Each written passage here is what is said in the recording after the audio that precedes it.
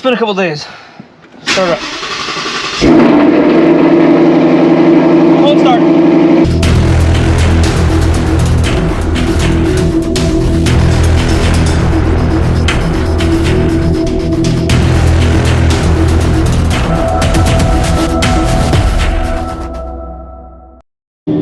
Alright, get the seat warmers on. It's a bit chilly.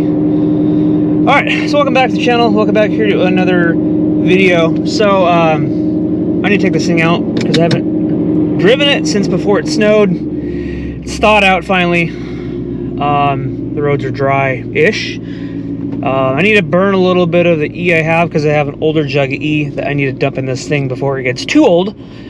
So I need to go put that in the tank. So that'll give me a chance to talk about what I wanted to talk about here, kind of piggybacking off of my last video I posted about how the 2024 GT, or just the Mustang in general, had its worst sales ever.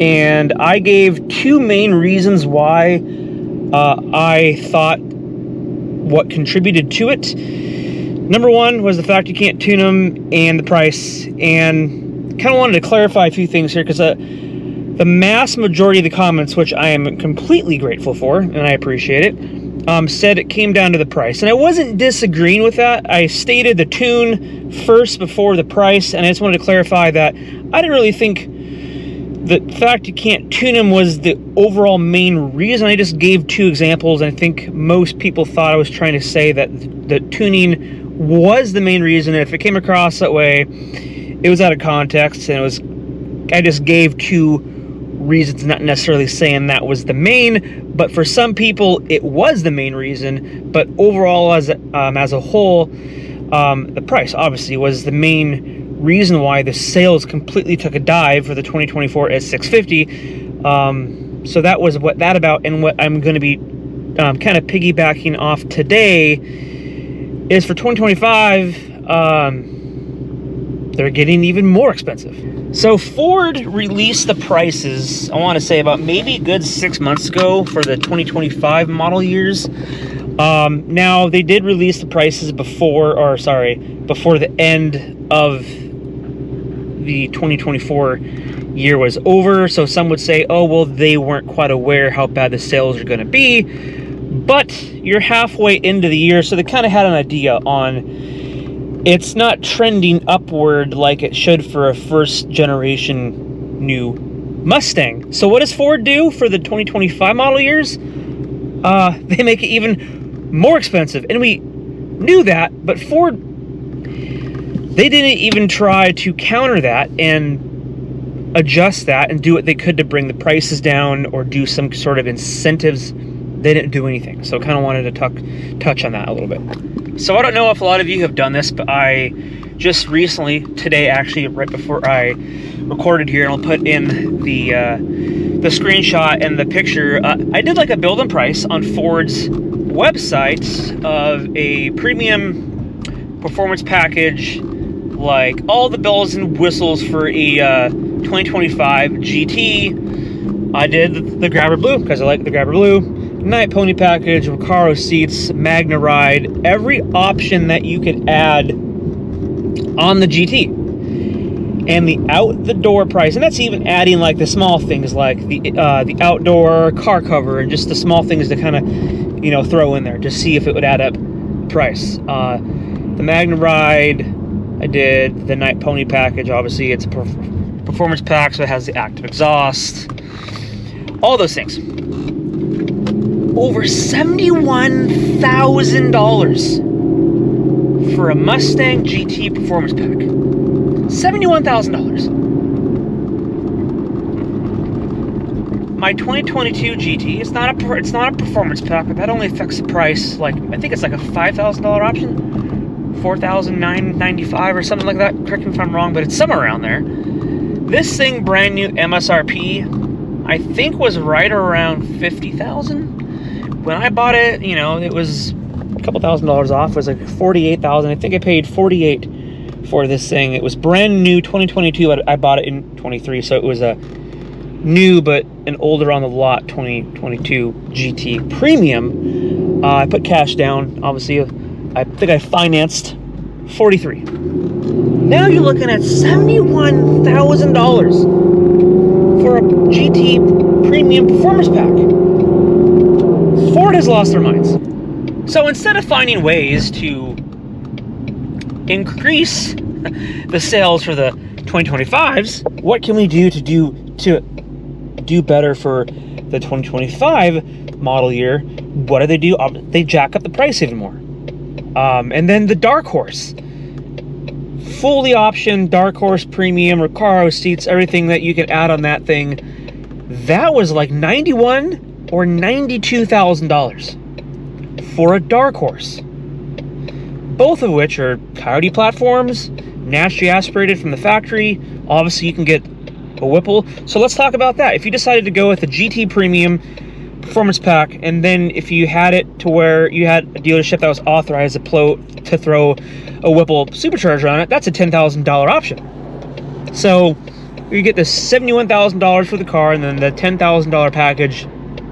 So you're looking at $81,000. So if you want to compare a Whipple GT, I guess, to a naturally aspirated Dark Horse, I guess you could say that's a better bang for your buck because you're $10,000 less and you get the Whipple supercharger. But you could also do that on a Dark Horse, and that will put you over $100,000.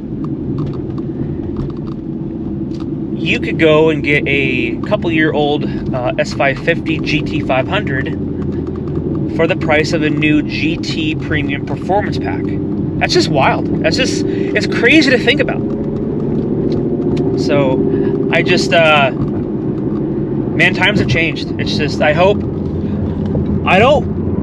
a Ford guy through and through. I'm a Mustang guy through and through. I always will be. But sometimes you need to, like, get kicked in the ass or get your teeth kicked in and realize what you need to do to change and go back to what made your car sell so good in the first place. And honestly, if Ford doesn't do anything to counter these with, incentives or something, whatever,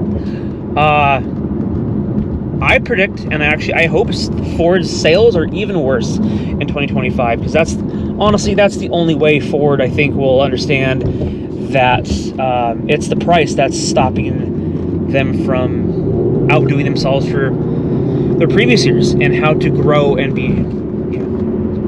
sell more, because that's what you want to do as a company, especially a company like Ford. I mean, side note, you would have never guessed we had 3.5 to 4 inches of snow, ice, and slush here on these roads 3 days ago, and now most of the areas are bone dry, except for on these rooftop houses. You can kind of see where it's always shaded, but it's warming up, 55 degrees. It's Texas. If you don't like the weather, you can just hang out a day or two and the weather will change completely. So that's just how it is here. But that's why I'm taking the car out. As I mentioned in previous videos, and if you've been following the channel for a while, I did put it in order for a 2024 GT Premium. Same exact spec'd out as this car here, and I canceled it. My main reason was the fact that you couldn't tune it, because obviously for content purposes and anything like that, I wanted to be able to not only mod it aesthetically with like suspension and all that kind of stuff, and spoiler and wheels and tires like I've done here on this thing, I also want to throw a tune on it like I did here, Palm Beach 85 tune, stuff like that. You can't do that yet on the S650s. So that is my reason why I canceled it. Yes, also too, in the back of my mind is I couldn't justify paying about $10,000 more for the exact same car, a S550.2. Another reason in the comments that were in the last video is the main one was the price. Second was the tuning. Another thing was people just didn't like the interior. They didn't like the fact that their only option was two massive, iPads. They wish they had another option like what we have here, an analog. You have the option to do analog or a built-in a digital gauge. You had both options, and you don't have the eyebrow dash, which I've touched on all that stuff before in the past. So they felt like it took away from what made the Mustang the Mustang. And I know my channel is a smaller channel, so it's not going to get as much of a reach as these larger channels talking about the same topics. But hopefully enough people talk about it, and a lot of car companies, especially larger ones like Ford, Chevy, Dodge, they listen to their consumer. They listen to who buys the cars. You know, those focus groups and shit like that. So hopefully they realize at some point why their shit ain't selling like it used to. It's not just the economy. People chime in to say it's the economy, but the economy isn't making your car go from a $50,000 option to a $71,000, $72,000 option, so adding 22 grand. It's not just the economy.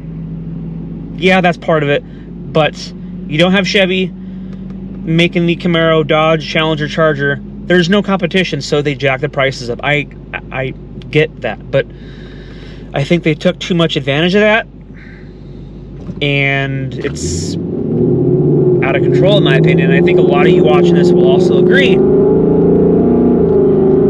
What you can get for that money, it's not that much more, in my opinion. It's the same as the S550s when it comes to what you get for the dollar. So with that said, I would honestly like to know what you guys think on this topic. I'm pretty sure like a lot of you would agree that it's kind of gotten completely out of hand with the prices, and it's not going to improve their sales. And that's just talking the GT premiums performance package. I know they're supposed to have another specialty car coming out. I heard more than likely the Cobra or another version of the GT500. I heard it was the Cobra. They're gonna have some rendition of that, but if they're gonna have a supercharged V8, if you're looking at for a decked out dark horse and naturally aspirated, you're looking out the door before tax and licensing and dealer markup and all that stuff, you're looking at over 90 grand for that. You're looking well over $100,000 for a Cobra, if that's what they're planning on. And if they think that's going to help their sales and interest, Ford's high. They're out of their mind, and I believe they're almost out of touch. Greedy, I guess, maybe.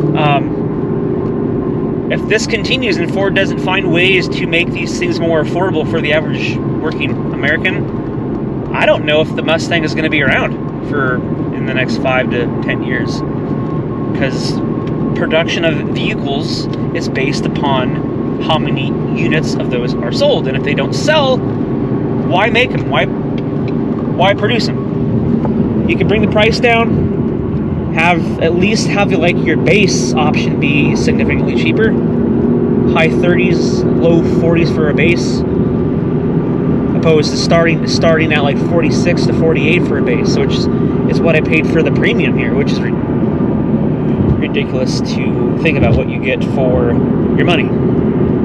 Just my thoughts. But I'm going to conclude and close with that. That's just generally what this one was about. Is I think Ford's lost their mind. They went full retard with this, and I don't think there's anything coming back with what they currently have unless they find ways to bring the interest back. And I think the main reason, or the main way to bring the interest back, is bring the price down so it's more practical for the average working American, or at least the majority of them, to buy them again like they used to. But you guys watching, you're not subscribed, please do me a favor, hit subscribe, drop a like, comments, all that good stuff. And until next time, I'll catch you guys in the next video. See ya.